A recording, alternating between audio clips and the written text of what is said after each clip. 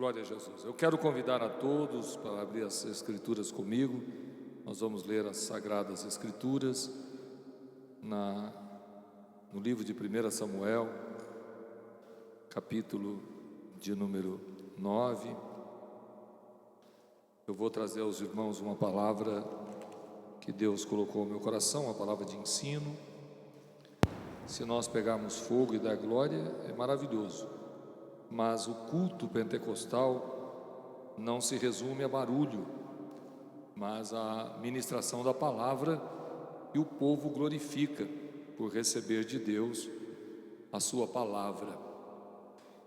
No capítulo de número 9 de 1 Samuel, versículo 1 e 2, está escrito assim: E havia um homem de Benjamim, cujo nome era Quis, filho de Abiel, filho de Zeror, filho de Becorate, filho de Afias, filho de um homem de Benjamim, varão alentado em força.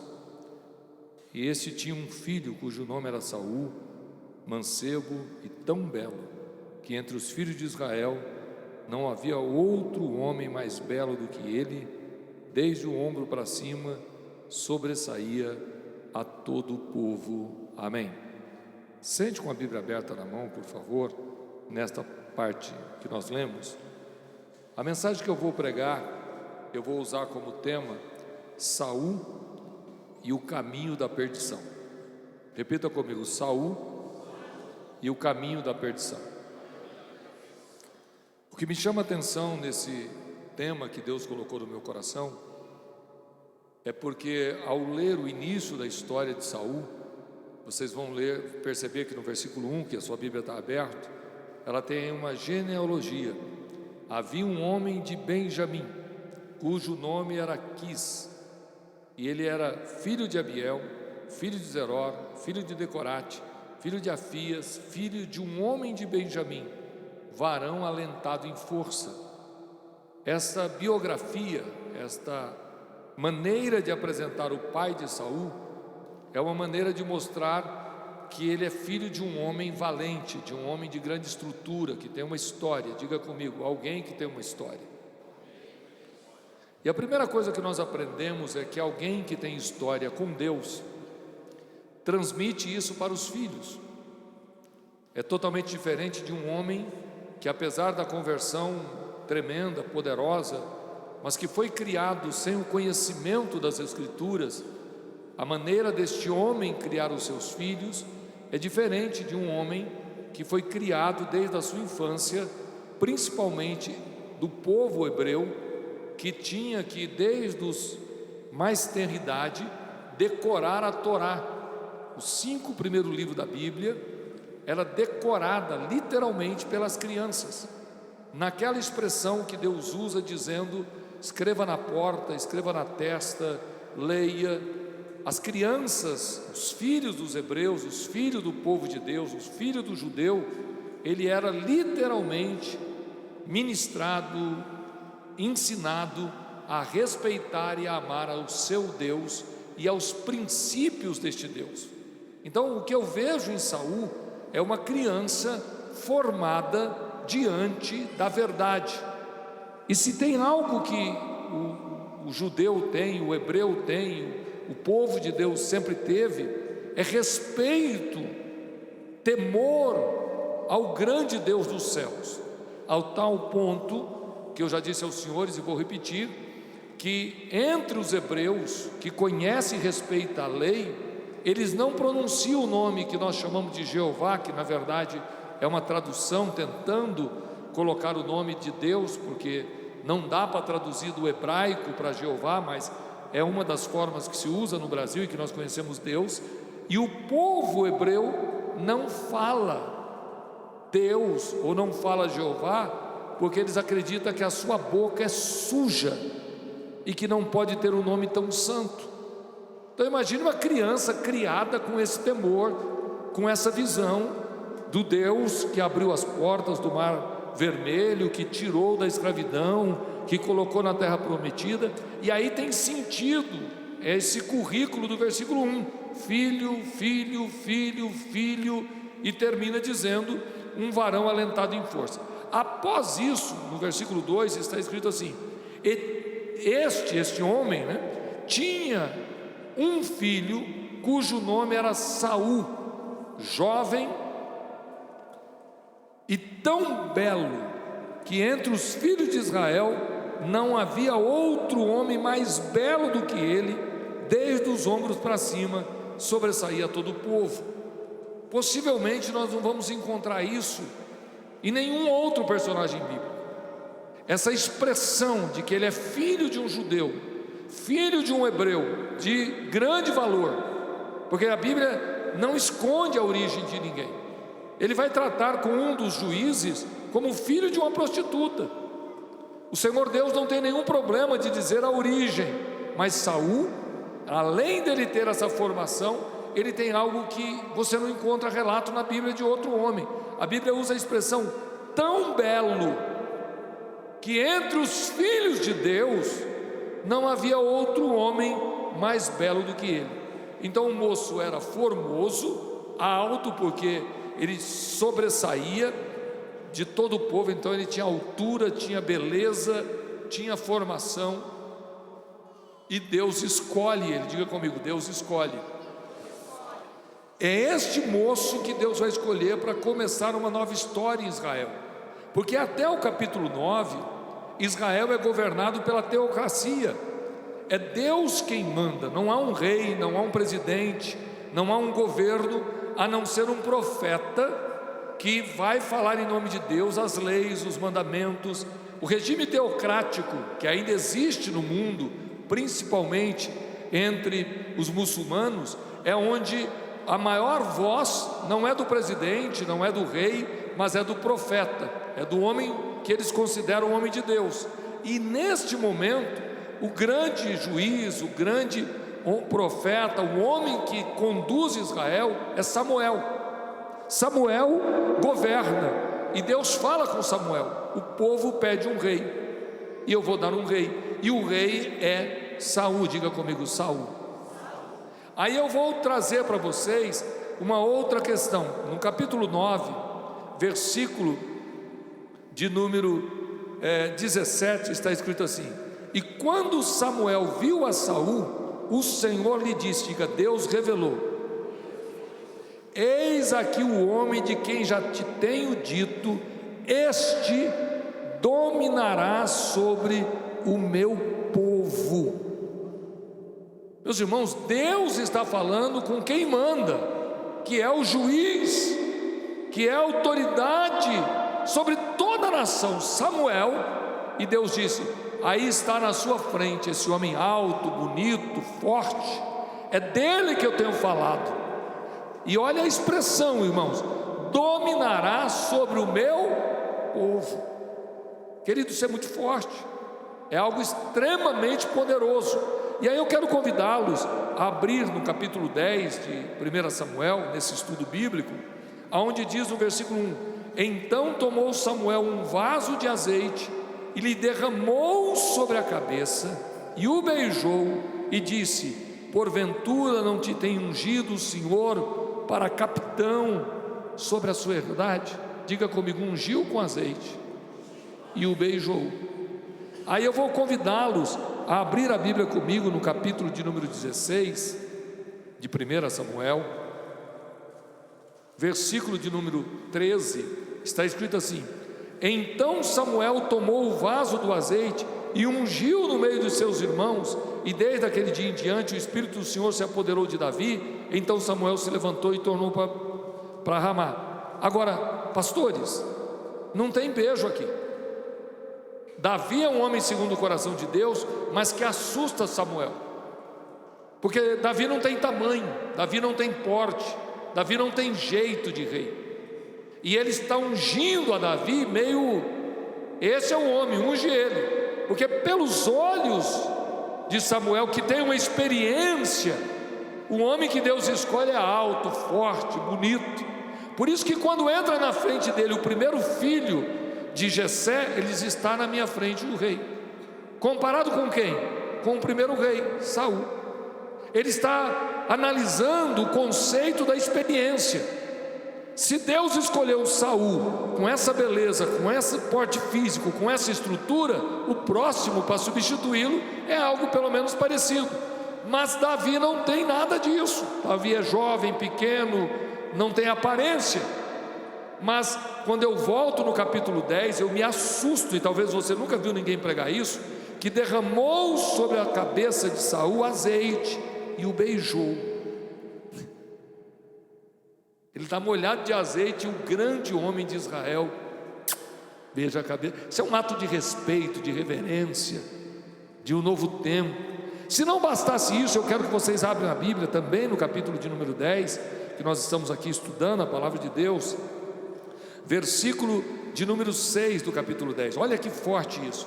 E o Espírito do Senhor se apoderará de ti, e profetizará com eles, e te mudarás em outro homem. Segura a Bíblia aberta, por favor, e olhe para mim. Depois você continua lendo. Tem obreiro, tem crente que quer estudar a Bíblia em vez de ouvir a pregação. Você estuda em casa, aqui você presta atenção em mim, e depois você lê o resto, porque senão você perde o que eu estou ensinando. Quando a Bíblia diz que ele será transformado em outro homem, e o Espírito do Senhor... Você lembra que no capítulo 16 o Espírito do Senhor se apoderou de Davi? No capítulo de número 10, versículo 6, diz: o Espírito do Senhor se apoderará de ti, e te mudará em outro homem. Agora olha o verso 9. E sucedeu, pois, que virando ele as costas para partir de Samuel, lê para mim bem alto o que está escrito, 1, 2, 3.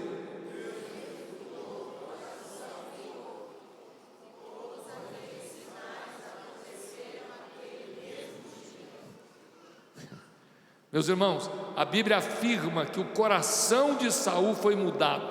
Então, se você me acompanha, Saul foi criado num berço onde ele aprendeu Bíblia, aprendeu a temer a Deus, que entende que Deus é o Senhor, que ele tem que ter reverência, que ele tem que ter cuidado. Deus vai a ele, diz que ele vai ser, que Deus o revela. Ele é ungido, beijado, e o Espírito do Senhor vai se apoderar de você. E o versículo 10 diz: e a partir dali Deus mudou o coração. O que Deus fez? O que é o coração expresso aqui? Sentimentos, desejos, vontades. Há uma ação direta de Deus sobre a vida deste homem. Não é só profecia, não é só o azeite que caiu na cabeça dele, mas a presença de Deus o enche. A presença de Deus está sobre ele, e Deus faz questão de deixar escrito que ele teve o seu coração mudado. Agora leia o versículo 10. E chegando eles ao outeiro, eis que um grupo de profetas lhe saiu ao encontro, e o Espírito do Senhor se apoderou dele e profetizou no meio deles. Diga comigo: Saul é um homem completo. Este é meu análise: bonito, alto, bem formado, estruturado, revelação profética, unção, domínio de Deus, mudança de coração. Aí está o grande Saul que nós não conhecemos. Ninguém prega sobre a unção, o azeite derramado sobre Saul. Nós pregamos sobre a unção, o azeite derramado sobre Davi, mas não pregamos sobre o azeite derramado, nem o beijo que ele recebe, porque os dois foram ungidos pelo mesmo profeta. Mas a história de Saul é apagada, a história de Saul não é lembrada, a história de Saul é vergonhosa. Mas os dois erraram. Davi errou, porque Davi vai cometer um ato terrível de adultério, de mentira, de engano, de corrupção, de assassinato. Mas a diferença é que Davi reconhece que ele errou, reconhece que ele não deveria ter feito, se humilha diante de Deus, e Deus alcança Davi. Mas Saul é muito bonito e muito forte para simplesmente aceitar uma repreensão. E o tema da mensagem é Saul e o caminho da perdição. E eu vou perguntar para você: você está no caminho da salvação ou no caminho da perdição? Os seus passos estão te levando a um encontro mais próximo de Deus, ou seus passos estão te distanciando de Deus? Você é mais crente hoje ou mais crente quando começou? Você sente Deus mais de perto hoje ou sente Deus mais de perto quando você estava no início da fé? É muito fácil falar do primeiro amor, é muito fácil falar da onde eu comecei, mas a verdade é que o Evangelho, através de Jesus Cristo e do seu Espírito Santo, nos leva a crescer e a não diminuir. E você hoje precisa ouvir a voz de Deus e perceber se você está a caminho da perdição ou se você está a caminho da salvação. Eu não quero discutir sobre a graça que muitas igrejas pregam, que diz que é a graça irresistível, e é uma defesa teológica. Eu respeito aos meus amigos teólogos, e eles confessam que a graça é chamada de irresistível, porque aquele que foi salvo nunca se perderá. Mas nós cremos que a graça que existe, ela não é irresistível até o ponto que nós não podemos jogar fora. E por que eu estou escolhendo Saul e não escolhendo um personagem do Novo Testamento? Porque eu creio que toda a Bíblia se completa. Eu não creio que eu tenho que jogar fora o Velho Testamento para falar do Novo, nem que eu tenho que abandonar o Novo para falar do Velho. Para mim a história de Israel é a minha história.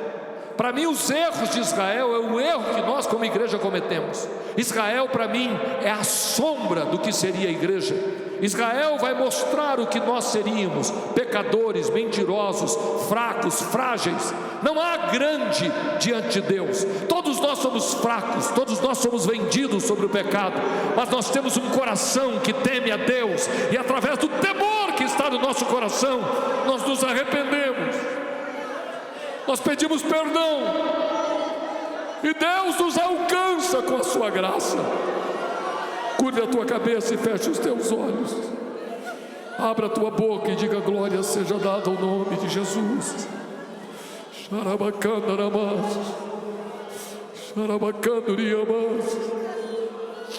Oh, eu creio no livre-arbítrio. Eu creio que o homem tem direito de escolher ou rejeitar a graça de Deus.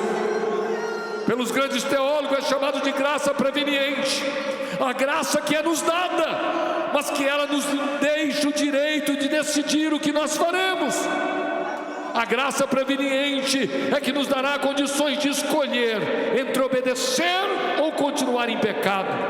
E essa noite Deus te traz aqui para falar ao teu coração: vigia, vigia. Outra vez digo: vigiai, vigiai, porque o espírito está pronto, mas a carne é fraca. Você precisa ter temor a Deus para não caminhar para o caminho da perdição. Que saia do seu coração o ódio, a mágoa, que saia da sua vida toda inveja, que saia do teu coração todo o desejo de vingança. Que o Espírito de Deus possa te encher de amor, para que Jesus Cristo seja o Senhor da tua vida, o Senhor da tua família, o Senhor dos teus negócios. Jesus precisa ser o Senhor dos nossos pensamentos. O senhorio de Cristo e a presença do Espírito Santo e o temor a Deus Pai é que nos levará a saber que não somos nada. Não tem grande aqui, não tem pastorzão nem pastorzinho, não tem profeta nem novo convertido. Somos todos partes, membros do corpo de Cristo. Alguns podem não ter brilho, mas fazem parte do corpo. Alguns podem ser anônimo, mas fazem parte do corpo. E todos nós temos a responsabilidade de buscar a presença de Deus. Levante a mão direita, com temor e respeito, levante alto. Isso é um ato, irmão, da igreja pentecostal. Levante a mão, abra a tua boca e diga: Senhor, me encha do teu poder. Solte a tua voz e grite: Senhor Deus, em nome de Jesus Cristo, me encha do teu poder. Eu vou ministrar sobre a tua vida com a mão levantada. Que venha dos céus unção e graça, que venha dos céus a gloriosa presença de Deus sobre a tua vida. Que venha dos céus agora, em nome de Jesus Cristo, a autoridade espiritual sobre a tua vida.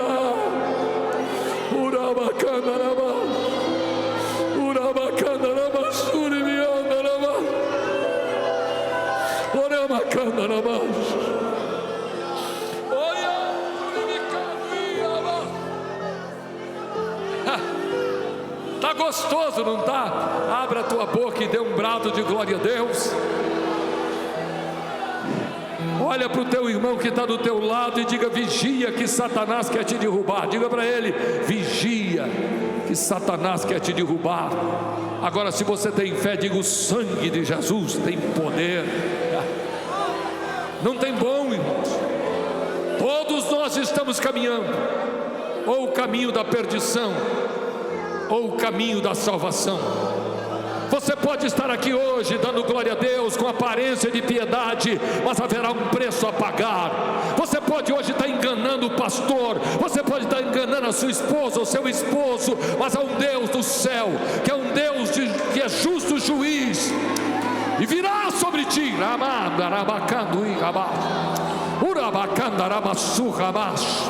o juízo de Deus virá sobre ti. Até quando enganarás? A igreja vem comigo, por favor. Há um movimento do Espírito de Deus. Deus te traz aqui para dizer qual o caminho que você está trilhando.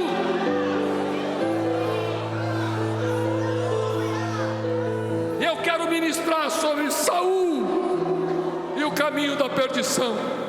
Abre a Bíblia comigo, 1 Samuel 15. Está gostoso, apesar de estar pesado.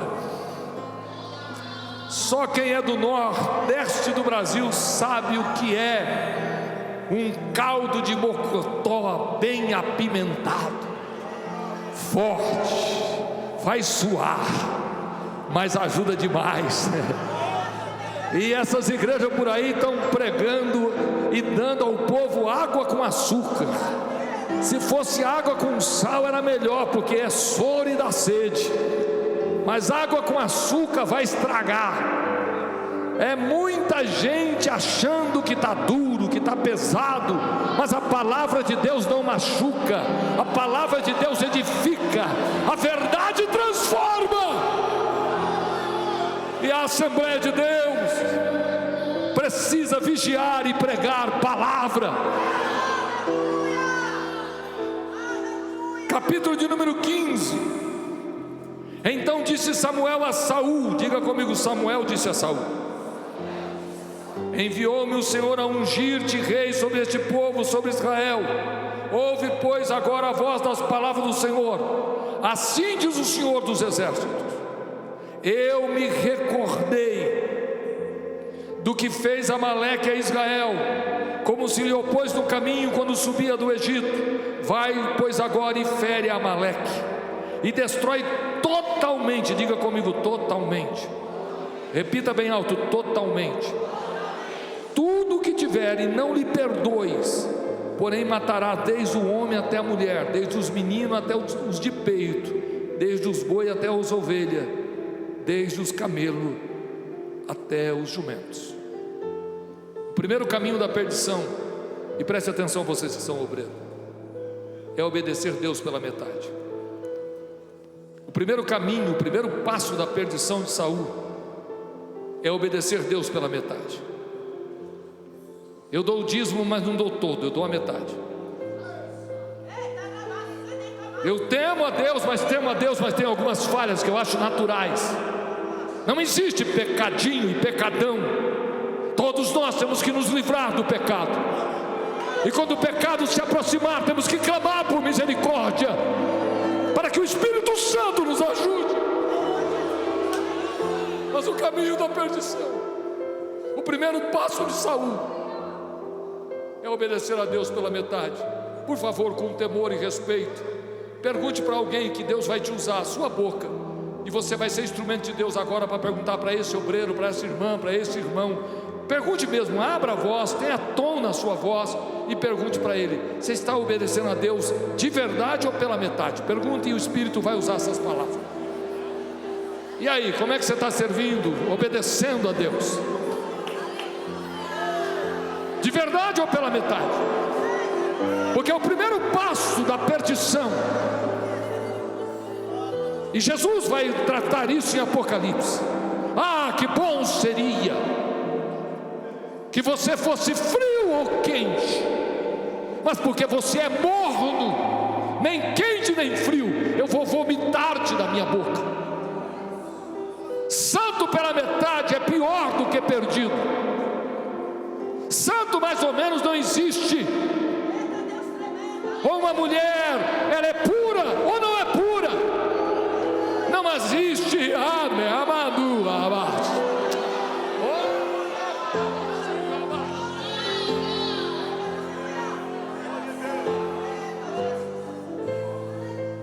Queridos, não dá para um esposo ser fiel à esposa, dizendo que ele é fiel porque nunca adulterou, mas ele beija as mulheres, abraça, põe a mão, toca.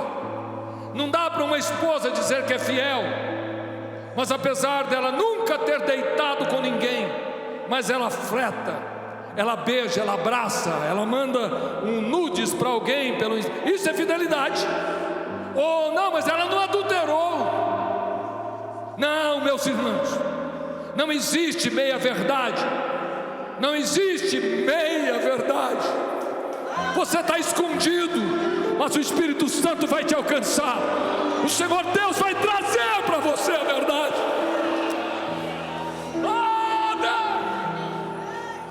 O primeiro passo da perdição, o primeiro passo de Saul. Abra sua Bíblia comigo, Atos dos Apóstolos, capítulo de número 5. Eu estou sentindo um fogo de Deus me queimando aqui. E olha que interessante, o Espírito de Deus ministrou o meu coração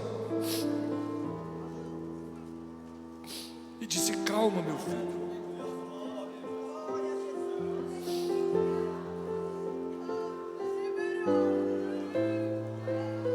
Verso 1, 2 e 3, capítulo 5 de Atos.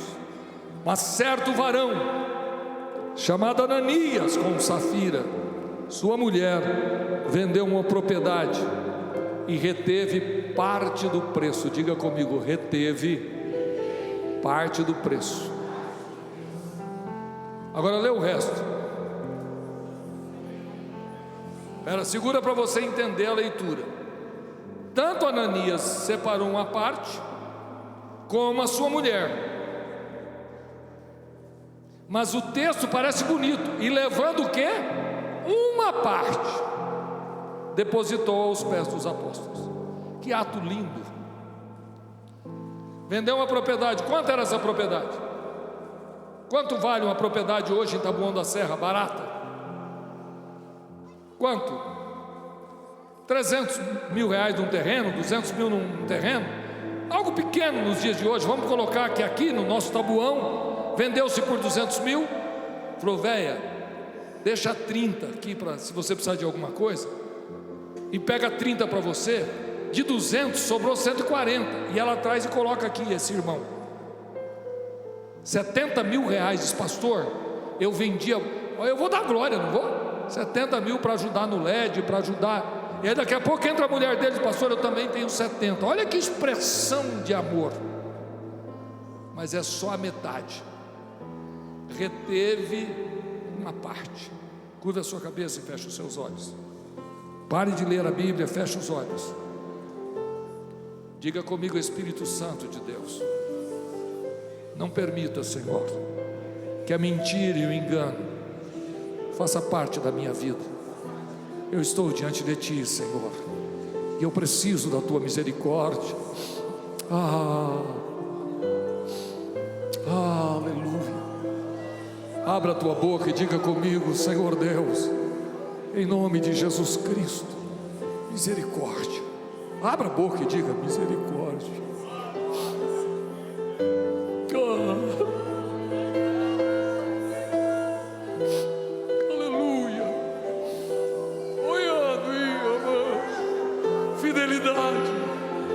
Santidade. Quem é santo, santifique-se ainda. Quem é sujo, suje-se ainda.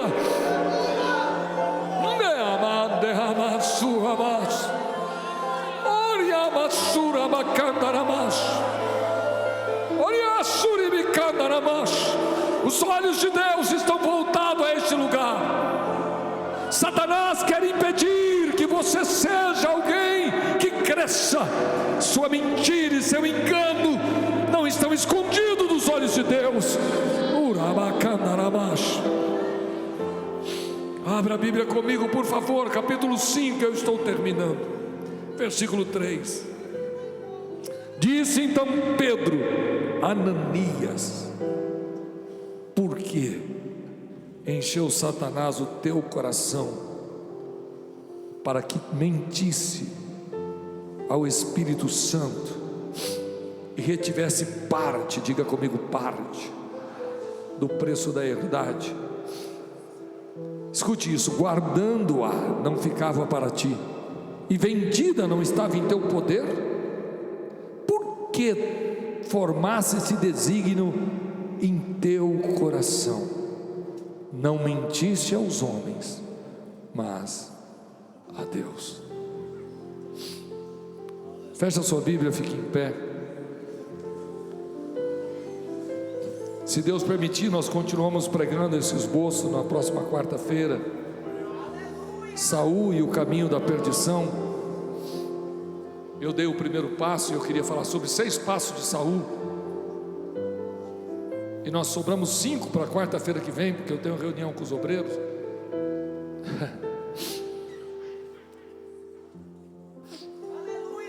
Eu acredito piamente que alguém aqui precisa fazer uma retrospectiva da sua vida.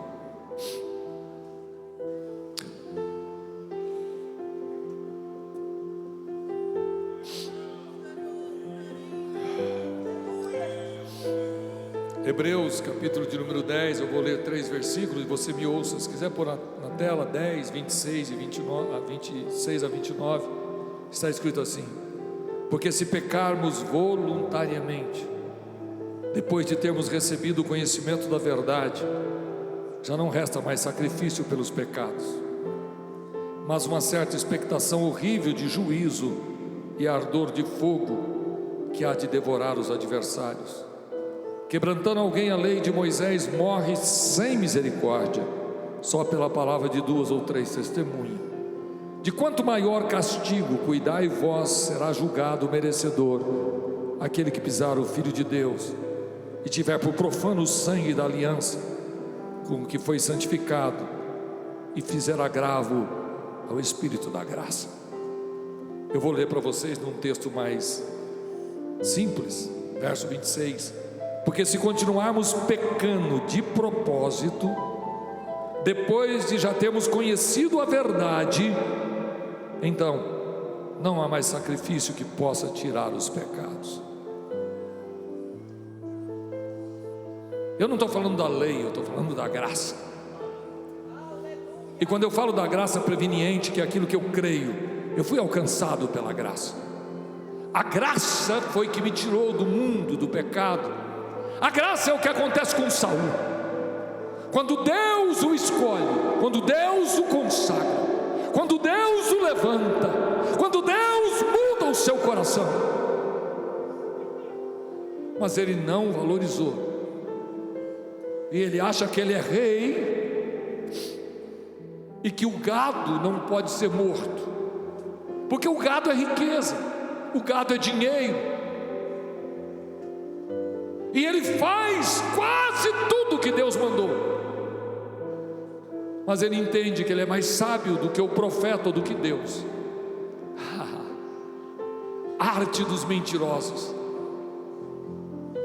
Está enganando a quem? Mas no mesmo capítulo 10, Deus chama o profeta e diz: vai até Saul. E a pergunta é: que barulho é esse?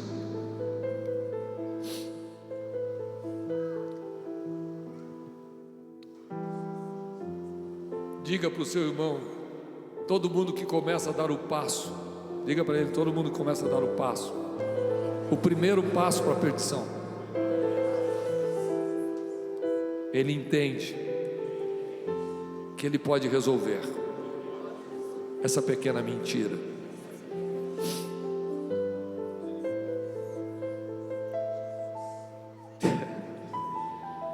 Saul vai olhar para o profeta Samuel e dizendo: "Ô Samuel, o povo". Isso vai ser muito importante para o nosso governo. Para que matar o gado? O gado não pensa, o gado não pode se rebeliar, o gado não tem culpa. Mas a ordem foi: não deixe ninguém, não deixe nada. Ele obedeceu? Sim, mas obedeceu pela metade. E o primeiro passo que você dá para o caminho da perdição é quando você começa a fazer o que Deus mandou pela metade. Curva a sua cabeça, feche os seus olhos. Eterno Deus e eterno Pai, a Tua palavra, Senhor, é poderosa para transformar pensamentos, é poderosa para transformar, Deus, ideais. Eu sei que Tu tens poder, Senhor, para ajudar aqueles que aqui estão e que por algum motivo, Senhor, estão precisando corrigir, Senhor, o traçado, corrigir o caminho. Oh, meu Deus.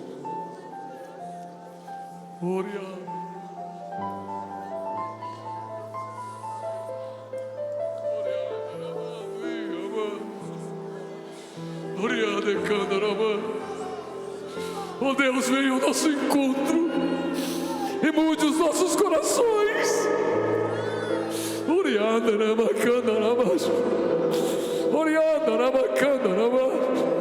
Oh Santo, vem Espírito de Deus e muda, Senhor, os nossos corações. Faça a Tua obra, Senhor, eu peço, em nome de Jesus, amém. Saul e o caminho da perdição. Levante a tua mão. Eterno Deus e Pai,